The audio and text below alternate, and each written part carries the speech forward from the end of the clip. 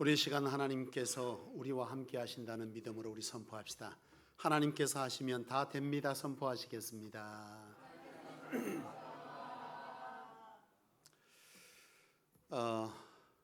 오늘 이 시간에 함께 은혜 받을 말씀의 제목은 하나님을 사랑한다는 것의 의미에 대해서 함께 말씀을 나누고자 합니다. 제가 이제 사역을 하다가 하나님께서 또 은혜를 주셔서 미국에 유학을 갈 기회가 있었어요. 근데 그때 갈 때에 제가 혼자 가지 아니하고 참 감사한 것은 제가 차남하고 같이 갔습니다. 차남하고 같이 가게 되니까 참 낯선 땅에 공부하러 가는 것이 처음엔 좀 막막하고 환경도 그렇고 상황도 그렇고 여러 가지들이 그런데 그래도 함께 가니까 참 위로가 되더라고요. 위로가 되고 힘이 되기도 하고 또 말벗도 되기도 하고 또 마음 써주어서 챙겨주는 어떤 사람도 되고 사람이 있으니까 그게 참 좋은 거예요. 근데 이제 수업을 하러 들어갔을 때에 그때에 이제 학기가 시작되어지면 전혀 이제 한국으로 넘어오지 못하고 학기가 끝나고 이제 방학이 되면은 그때 이제 한국으로 가족들이 보고 싶으니까 들어오는 거죠. 근데 그 매번 들어올 수 있는 것도 또 아니에요. 근데 어쨌든 한국에 오가는 일이 1년에 한 두세 차례 왔다 갔다 있게 되는데요. 이때 한국에 들어갔다가 이제 다시 미국으로 들어가게 되면 입국 절차를 밟잖아요. 다 외국인들은. 저희는 이제 학생 비자, F1 비자를 가지고 들어가는데 입국 심사를 할 때에 항상 그 입국 심사에 있는 비자와 사람 확인을 해요.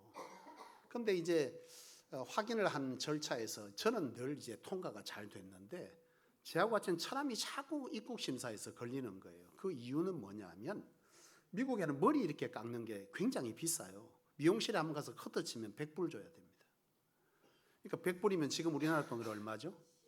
14만 원입니다. 머리 커트 한번 치면 14만 원이에요. 그러니까 이게 한번 들어가서 보통 뭐 아무리 빨리 나와도 3개월, 4개월 지나야 한국에 들어올 수 있으니까 석 달 동안 머리를 안 깎는 머리 스타일을 한 거예요. 근데 저는 이제 가면 머리를 바짝 치고 들어가서 들어올 때는 좀 더부룩합니다. 근데 이제 처남 같은 경우에는 이게 이제 안 하려고 머리를 어떻게 했겠어요? 길른 거예요. 길러갖고 머리띠를 이렇게 딱 끼고 있는 거예요. 이게 참 한 번씩 그 일 때문에 제가 둘이서 걷다 보면 미국이라는 나라는 이 동성연애가 굉장히 많아가지고요. 둘이래 가면 영락없는 둘이가 오해를 받는 거예요. 한 번은 제가 천지도 모르고 핑크색 티셔츠를 입고 이제 외출을 하러 나가는데요. 이제 학교에서 기숙사에서 딱 나가는데 반대편에서 오는 한국 목사님이 들을 닫고 박수를 치고 난리가 난 거예요. 왜 그 옷을 입고 나가냐는 거예요. 그래서 내가 왜 이 핑크티가 좀 안 어울리냐 그랬더니 우리 사모가 핑크티를 사줘서 이제 입고 갔는데 그걸 보더니 박수가 치가 난리가 나서 왜 그랬더니 이 핑크티를 입으면 미국에서는 동성연애자를 뜻하는 거래요. 그러니까 내가 핑크티를 입었고 차남은 머리띠에 뭐를 둘렀어요? 긴 머리를 하고 있어요. 그러니 둘이 영락없이 다니면 동성연애자인 거죠. 이런 어려움들이 있어서 나는 사실 머리를 좀 깎았으면 좋겠는데 절대 머리를 안 깎는 거예요. 문제는 뭐냐 하면 이제 비자 입국 심사를 할 때 비자에 있는 사진하고 본인의 얼굴은 같지만 머리가 이렇게 딱 달라지니까 머리 스타일이 굉장히 사람을 많이 좌우하잖아요. 그러니까 이게 자꾸 매번 걸리는 거예요. 거기서 걸리면 길게는 막 15분씩 20분씩 붙들려 있어요. 근데 한 번은 아니나 다를까 또 들어갔는데 또 잡힌 거예요. 나는 밖에서 이제 나와서 이렇게 기다리고 서 있고 잡혀서 이제 입국 심사를 하는데요. 뭐라고 막 대화를 하는 거예요. 대화를 하는데 사실 이게 뭐 영어로 대화하면 서툴기도 하고 수업 받을 때 플로에서는 영어로 수업을 합니다. 하는데 통역관이 바로 붙어 있기 때문에 바로 들어서 수업을 할 수 있는 사람도 있고 실시간 통역을 바로 해주니까 수업이 가능한 거예요. 어쨌든 그렇게 해서 수업을 하니까 영어가 늘긴 늘어도 조금 이렇게 자연스럽지가 못한 거죠. 근데 한참 대화를 하는 거예요. 근데 뭔가 문제가 생겨서 그날따라 이 사람이 당신 왜 들어왔냐? 공부하러 들어왔다. 이 당사자 맞냐? 맞다. 무슨 공부하냐? 신학 공부한다. 어느 학교냐? 뭐 플로 대학교다. 이렇게 계속 얘기를 하다 나중에 이 사람이 아래로 훑어보더니 10개명 500명 말해보세요. 이렇게 한 거예요. 근데 순간적으로 당황을 한 거예요. 당황을 해가지고 이러고 있으니까 당신 신학생 맞냐? 이렇게 한 거죠. 당신 목사 맞냐? 왜 10개명 5개명을 모르냐? 한참 버벅거리다 나중에 여러분 말을 했습니다. 뭐죠? 내 부모를 공경하라. 여러분 사람이 당황하니까요. 이 흔한 5계명도 버벅거리게 된 거예요. 여러분 계명이라고 하는 것이 뭐겠습니까? 반드시 그 공동체가 지켜야 할 명령, 규칙 이런 게 계명이거든요. 사실 여러분 10계명이라고 하는 것 여러분 어떻게 해요? 10계명 여러분 암기할 수 있습니까? 10계명 분명 하나님께서 하나님의 백성들에게 반드시 지키라고 주신 계명이거든요. 이 계명을 여러분 세례 받을 때 반드시 이 계명을 외우게 합니까? 안 합니까? 외우게 합니다.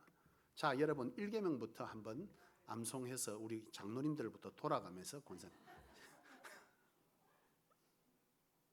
1계명 나 외에 다른 신을 섬기지 말라. 2계명 우상을 만들지 말라. 3계명 여호와의 이름을 망령되이 부르지 마라.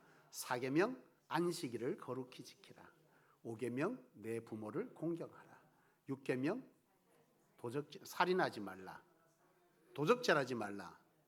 맞죠? 살인하지 말라. 그 다음에 간음하지 말라. 내 이웃의 것을 탐내지 말라. 여러분 이 10계명이라고 하는 이것이 우리가 여러분 흔하게 잘 외우지 않은 것이 우리의 삶으로 실천되는 것은 참 어렵죠. 여러분 우리 10계명은 분명 하나님께서 우리에게 지키라고 주신 것이다 라고 할 때 우리가 이 계명을 반드시 지켜가야 할 줄로 믿습니다. 그런데요 오늘 우리가 함께 읽은 본문을 잠시만 보죠. 본문을 보면 주님께서 하나님의 백성들 그리스도인 된 자들에게 주신 명령, 계명이 있습니다. 그 계명이 뭐예요? 내 마음과 목숨을 다하고 뜻을 다하여 주 너의 하나님을 사랑하라 하셨으니 이것이 뭐라는 거예요? 첫째 되는 계명이다. 그렇게 말씀합니다. 그러니까 하나님을 사랑하는 것이 바로 하나님의 백성들에게 첫째 되는 계명이다. 이렇게 말씀했다는 거죠. 성경에는 많은 계명들이 있습니다. 예수께서 우리에게 명하신 명령이 뭐였습니까? 계명이 땅끝까지 이르러 정인되라 제자 삼으라 항상 기뻐하라 쉬지 말고 기도하라 맡은 자에게 구할 손 충성이다. 전부 명령형으로 되어 있는 명령인데요. 그 중에서도 특별히 그 중에서 가장 첫째 되는 명령 계명이 뭐라는 거예요? 내 하나님을 사랑하라라고 하는 거죠. 여러분 첫째 되는 계명이다라고 하는 것 첫째라는 건 뭐예요? 가장 우선시해야 되는 것. 다시 말하면 우리의 삶과 사역에 있어서 가장 우선시 되어야 될 것은 뭐라는 거예요? 하나님 사랑이다. 이것을 예수님께서 말씀해 주셨다는 거예요. 여러분 하나님을 사랑하십니까? 나는 저와 여러분들이 하나님을 가장 우선시 사랑할 수 있기를 원합니다. 우리의 삶에 그리고 사역의 목적, 목표, 이유 그리고 배후 이 모든 것은 뭐라는 거예요? 하나님을 사랑하는 것이어야 합니다. 찬양 중에 거하시는 하나님이라는 책이 있습니다. 거기에 보면 그 저자가 그런 얘기를 써놨어요. 자기가 직장을 얻게 됐는데요. 그 직장과 교회를 두고 갈등을 하는 거죠. 여러분 직장에 가는 날이 많습니까? 교회를 가는 날이 많습니까? 교회를 가는 날이 많은 분은 참 은혜인 줄로 믿습니다. 그런데 보통 직장인들이 이게 직장을 훨씬 많이 가잖아요. 이 저자가 고민하는 거예요. 직장에 교회를 보니까 이사를 해야 되는데 교회를 가까이 이사를 하는 것이 맞냐 아니면 직장에 가까운 곳에 이사를 하는 것이 맞냐라고 하는 이 문제 때문에 고민을 하는 거예요. 여러분 어느 것이 맞습니까? 네? 예, 신앙이 좋은 사람은 교회 가까이, 신앙이 떨어지는 사람은 교회에서 멀리. 이렇습니까? 네, 여러분 이 저자가 고민을 굉장히 해요. 사실 교회를 가는 날보다 직장을 가는 날이 많으니 내가 뭐 해야 되겠다? 직장에 집을 가까이 하는 것이 합리적이고 그리고 이성적이다는 생각이 들고 또 한편으로는 뭐예요? 내 모든 것의 생사화복을 여호와께서 주장하신다면 내 삶의 모든 결과를 하나님께서 그리 인도하실 줄로 알았으니 내가 어디를 우선시해야 된다? 하나님의 성전을 가까이 하는 것을 우선시해야 된다.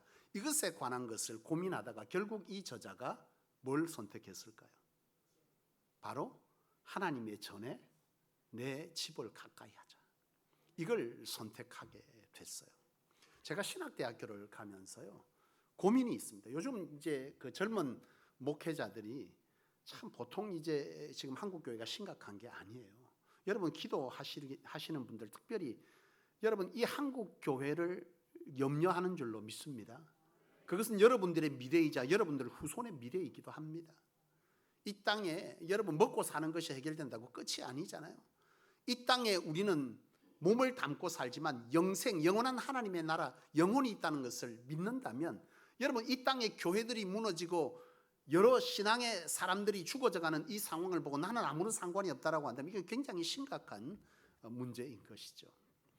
여러분 지금 신학교가 굉장히 심각합니다. 제가 대학원을 진학하고자 강나로 신학대학교에 신대원 시험을 준비한 적이 있어요. 제가 부산 신학교 졸업하고 영남 신학대학교 졸업하고 그 다음에 강나로 신학대학원을 다시 가려고 준비를 하던 차에 사실 제가 그 대학원 시험을 쳐서 떨어졌어요. 재수를 한 거예요. 너무 참 싫었는데 어쨌든 하나님께서 그리하셔서 말도 안 되게 떨어진 후에 여러분 강나로 신학대학교 대학원은 대학원을 위한 입시 학원이 학교 근처에 한 3개 정도 있습니다.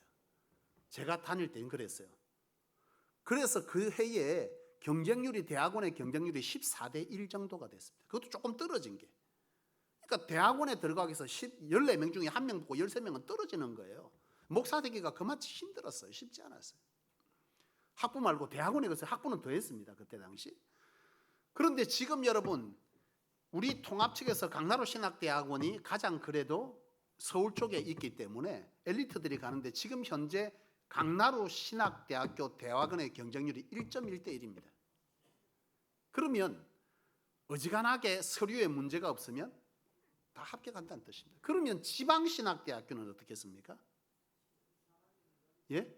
미달입니다. 미달. 지금 현재 총회에서 고민거리가 있습니다.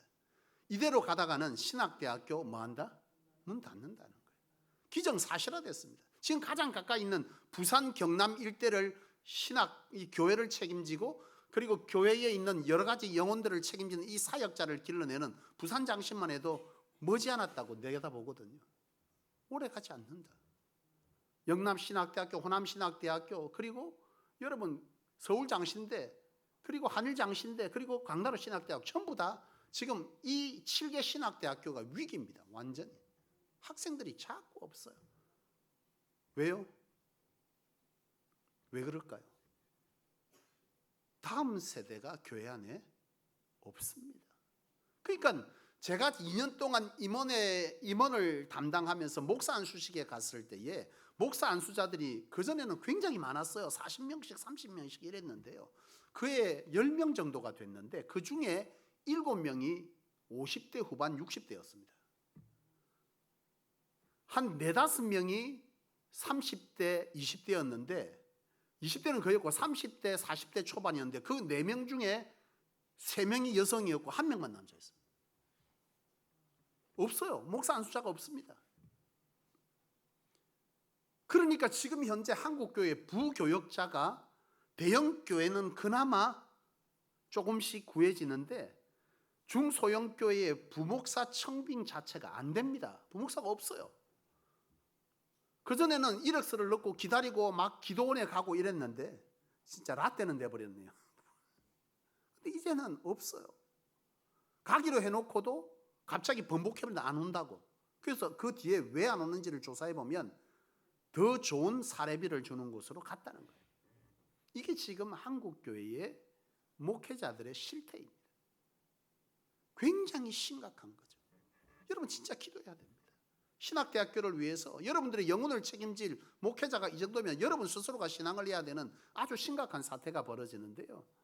이게 지금 말도 안 되는 상황이 벌어지고 목회자들, 지금 젊은 목회자들 다수가 소수가 아니고 다수가 워라밸을 따집니다. 지금 여러분 목회자의 부교육자의 저게 생겼어요. 노조가 생겼습니다. 교육자 노조가 생겼어요. 노조가. 그래서 사례비를 제대로 일한 만큼 주지 않거나 일을 많이 시키면 노조에 가입해가지고 거부해버립니다. 데모해버립니다. 정말 답답한 거죠. 이 길을 왜 가냐 도대체. 아주 심각한 사태가 벌어진 거죠. 자녀들의 교육 문제, 생활 문제 이런 등등의 것들로 이제는 골라가며 가고 그것도 채워지지 않으면 안 해요. 그리고 학부생들이 전도사를 안 해요. 왜? 아르바이트가 낫다는 거예요. 차라리. 그래서 대학원까지 갔는데도 전임 전도사를 안 합니다. 강제로 2년 동안 할 때는 할 수 없이 교육 목사로 들어가서 사역하고 나머지는 뭐 하는 거예요? 아르바이트 하는 거예요. 그게 훨씬 수입이 낫다는 거죠. 이런 사태가 벌어진 거예요. 여러분, 한국교회 심각합니다. 불과 여러분들이 10년, 15년 되면 그분들이 여러분들의 담임 목사로 청빙되기 시작할 겁니다. 신앙 안 하면 되지 뭐. 그렇습니까, 여러분? 하나님 없습니까? 여러분, 얼마나 심각한 한국교회 상황인지 여러분 인지하셔야 됩니다. 기도할 때마다 신학대학교를 위해서 주의 종들을 기도하지 않으면 그나마 있는 주의 종들도 사단이 끊임없이 공격하고 잡아뜨리고 여러분 정말 피바다입니다. 한국교회. 제가 신학대학교를 다니면서 굉장히 고민이 있었던 것 중에 그래도 저는 돌아보면 그때는 그래도 신학생들이 그런 고민이 있었는데 그런 생각이 드는 게요. 제가 윤리학 공부를 하면서 기독교 윤리학 공부를 하는 가운데 수업 끝나고 제가 교수에게 질문했습니다. 교수님,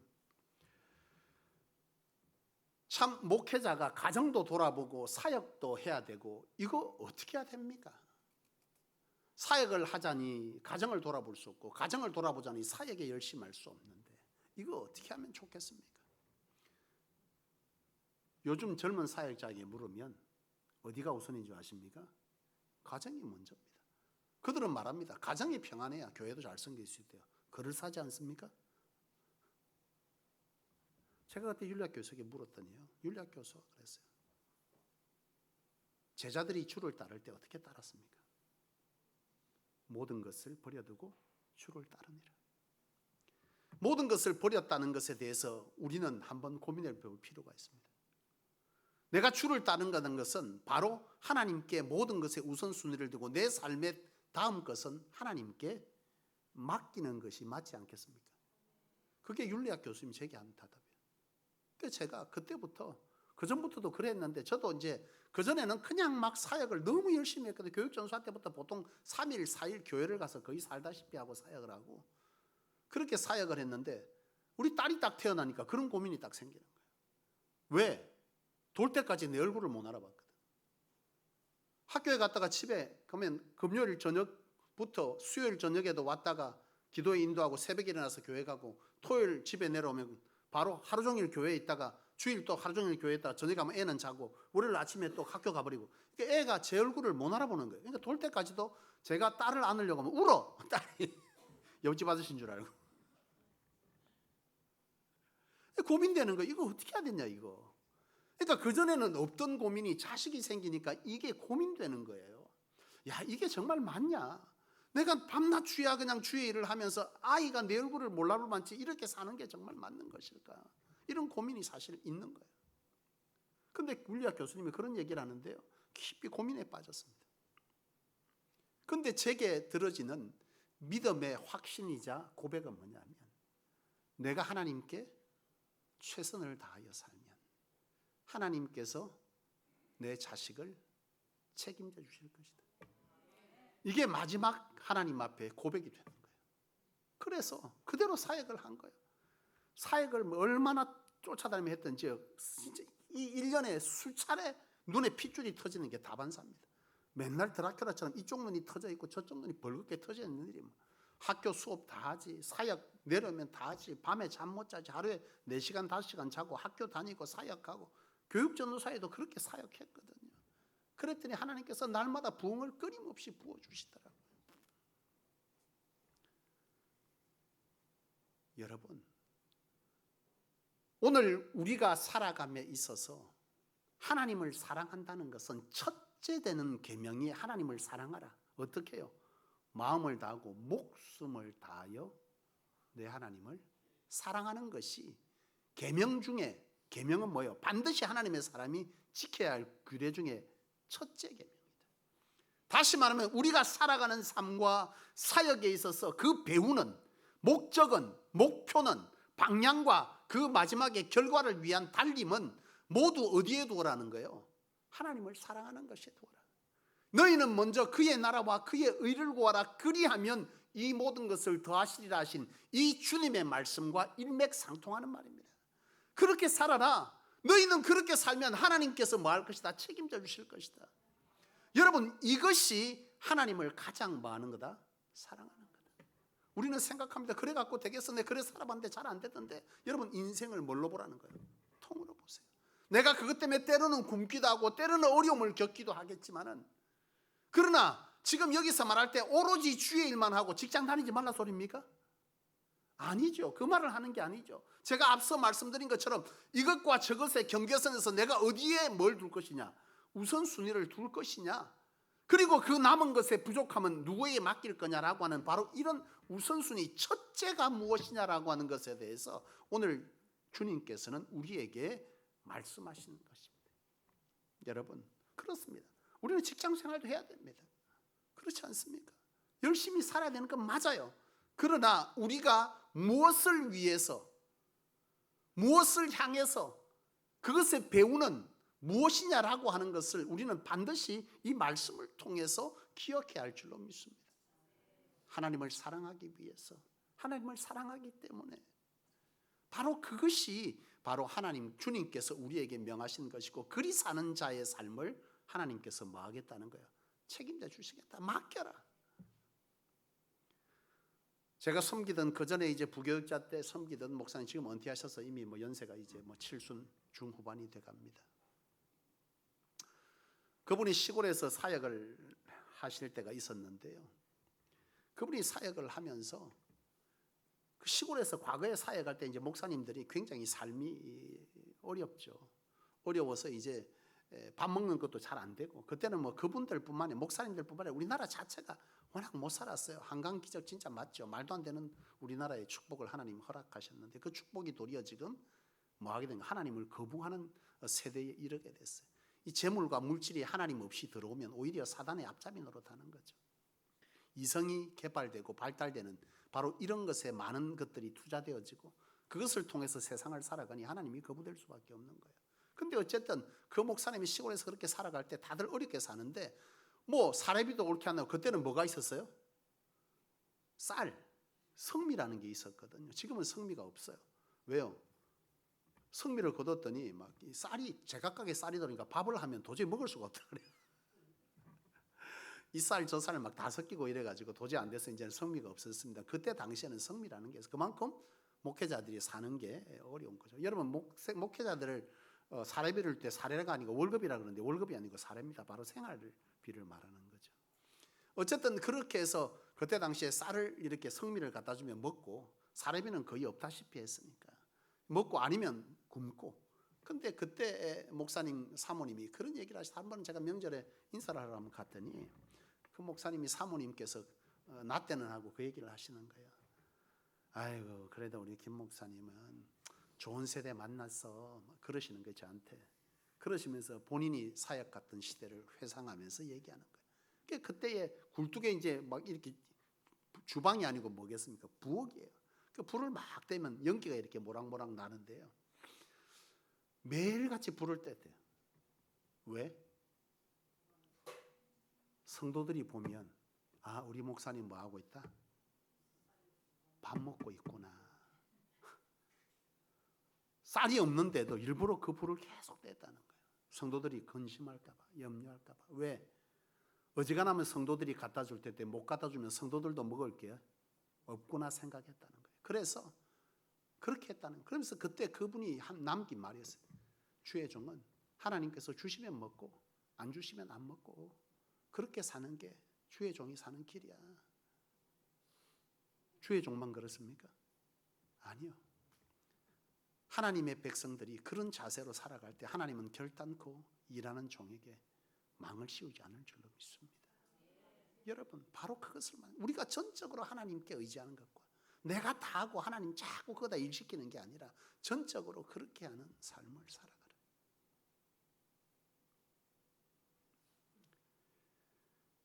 사랑하는 여러분, 다윗은 그런 고백을 했습니다. 나의 힘이 되신 여호와여,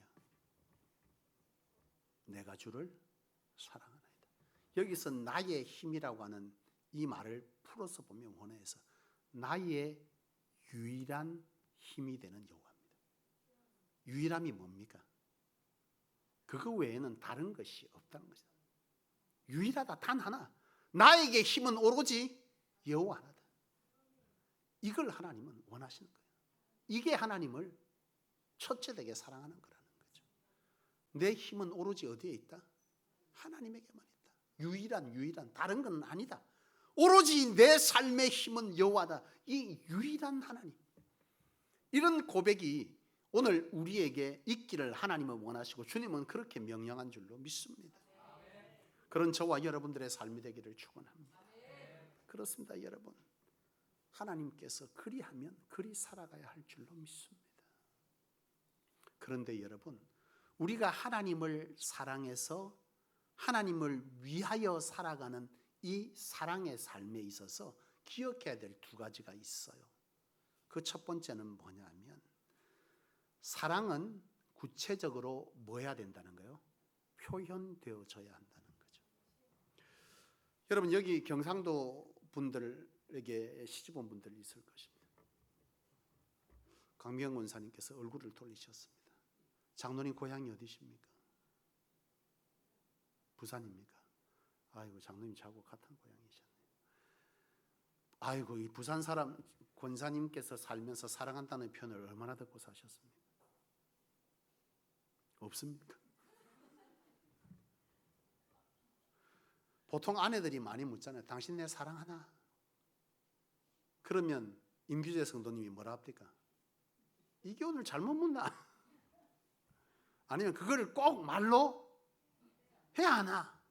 말 안 하면 모릅니다. 이 사람이 나를 사랑하는지 안 사랑하는지.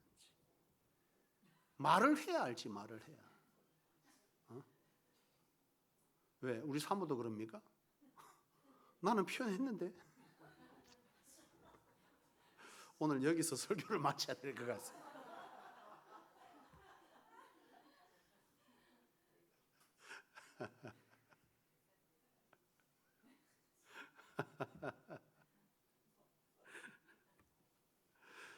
네, 참 이 사랑의 표현이라는 것이 참 쉽지가 않아서 안 하는데요. 표현되지 않으면 어려운 거죠. 말을 안 하면 모른다. 해야 된다. 근데 여러분, 이 사랑이라고 하는 것에 관해서 여러분, 사랑을 표현하는데 말이 아닌 뭐가 있어야 됩니까? 마음 담은 행동이 있어야 하는 거죠. 예수님께서 공생애 당시에 바리새인들을 왜 자꾸 너희는 하나님을 사랑하지 않는다라고 말했을까요? 표현했어요, 그들은. 거기에 뭐가 없었어요? 마음이 담겨져 있지 않은 거죠. 그들은 예배하고, 그들은 뭐 했어요? 금식 기도하고, 또 경우에 따라 헌신하고, 예물 드리고 다 했어. 근데 예수님께서 너희는 하나님을 도무지 사랑하지 않는다라고 말했어. 왜요? 그 속에 진심을 담은 마음이 담겨져 있지 않았기 때문이죠. 여러분, 우리가 주님을 사랑하고 하나님을 사랑할 때 그 사랑은 우리의 삶으로 표현되어야 됩니다.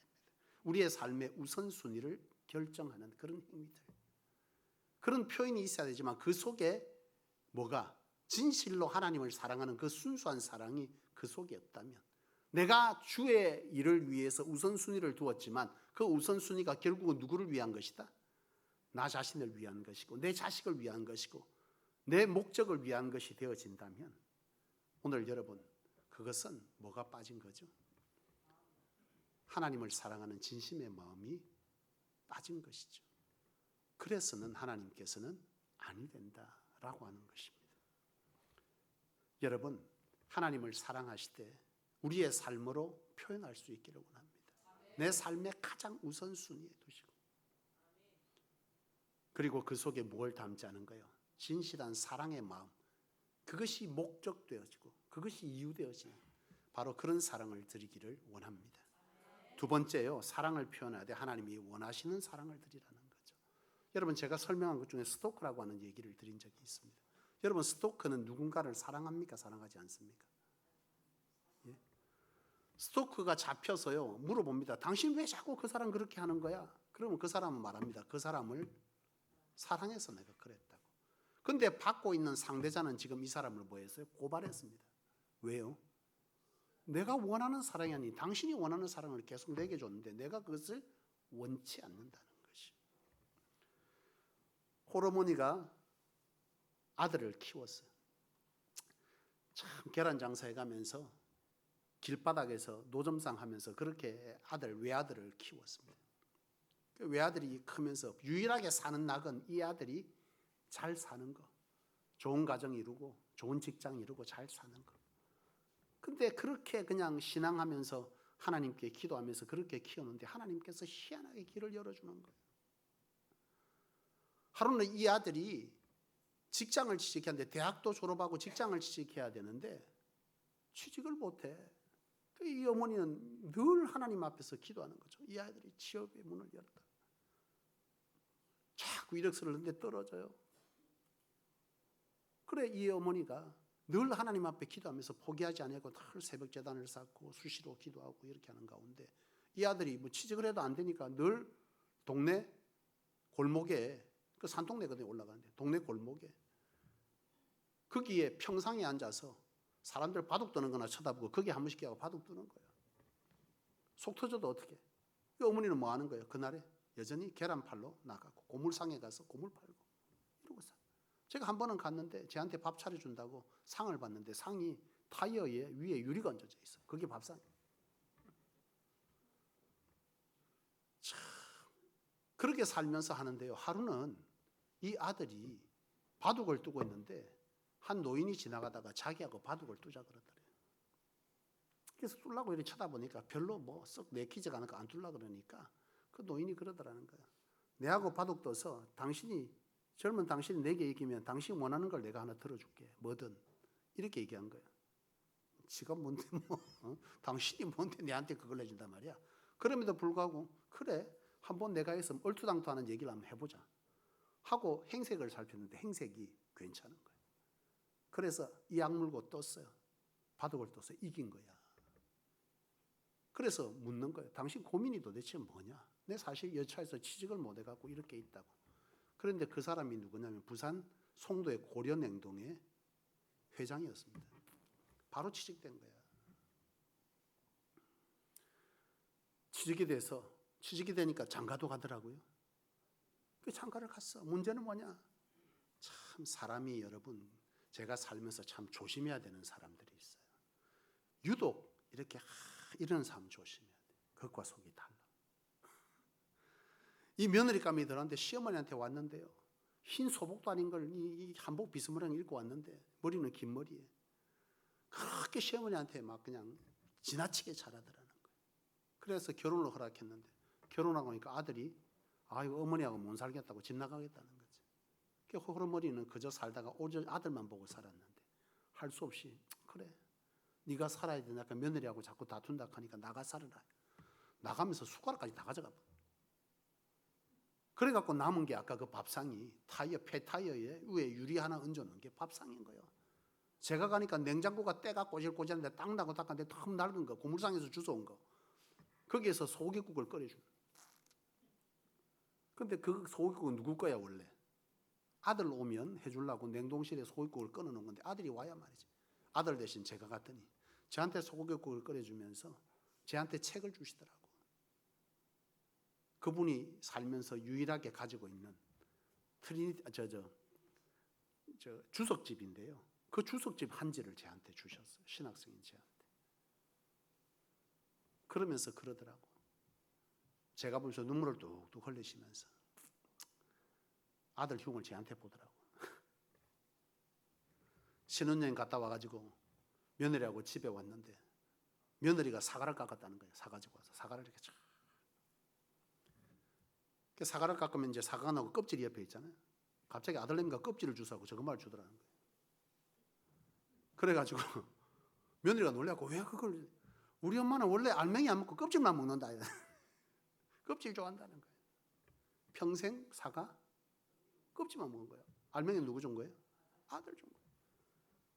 근데 아들 주면서 엄마가 늘 뭐라고 말한 거예요? 나는 사과 껍질이 더 맛있더라. 엄마 이거 먹어라. 아이 나는 그거 별로 안 좋더라. 이상해. 나는 껍질이 영양분도 많고 좋다대. 그래 먹었더니 며느리하고 신혼여행 갔다 와서 사과 껍질 깎아주는, 그러면서 팍팍 우시더라고. 여러분, 오늘 우리 사모와 여러분, 우리가 하는 헌신, 우리가 드리는 어떤 하나님을 향한 사랑의 모습이 이와 같지 않느냐. 하나님이 원하는 것을 드리는 것이 아닌 내가 원하는 것, 하나님이 원하시는 곳에 신앙하는 것이 아닌 내가 하고 싶은 곳에 신앙을 하고, 하나님이 원하는 것을 드리는 것이 아닌 내가 드리고 싶은 것을 드리고, 하나님께서 하라는 것이 아닌 내가 하고 싶은 것을 하는, 바로 이런 우리의 하나님을 향한 사랑의 표현들이 우리 안에 있다면 그것은 하나님을 기쁘시게 하는 것이 아니라 하나님을 근심시키는 일이 될 줄로 믿습니다. 여러분, 그렇습니다. 우리는 무엇을 하든지 하나님의 영광을 위해서 하라. 그리 하나님께서 말씀하셨습니다.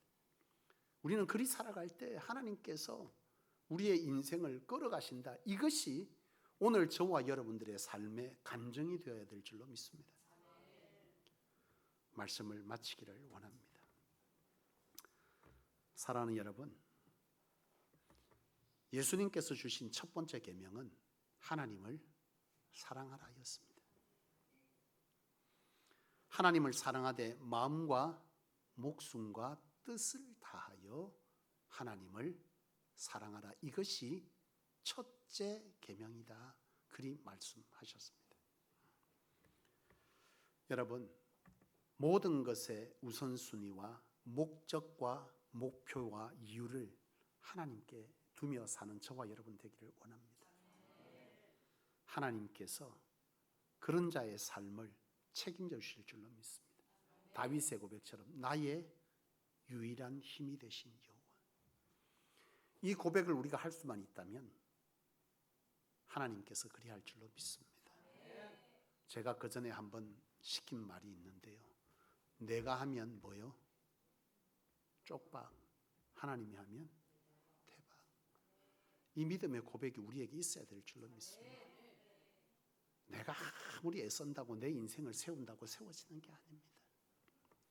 하나님이 하셔야 쪽박 같은 인생이 대박되는 거고, 내가 하면 대박일 줄 알았는데 어느 날 주머니 손 넣으면 뚫린 전대 쪽박입니다.